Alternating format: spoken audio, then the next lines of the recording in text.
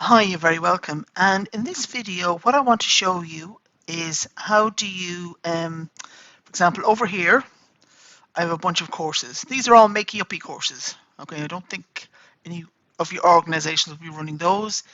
These are attendance dates, and I need to calculate the renewal dates. Now, down here on the list sheet, okay, I actually have a list of the courses and how long they're valid for. So, for example, this one here is only a once off, so it has 0. Sword making is 2 years, 365 multiplied by 2, and this is 1 year old and so on. So what I want to do is I want to come back here and use a Vlookup to basically create my new date. So I come up here to my formulas. I come here to lookup and reference. Go down to my Vlookup. And the lookup value is going to be let's say the course attended. So I click on course attended over here. I navigate down to table array, navigate down to my list sheet, and then I just highlight my columns D and E. Okay.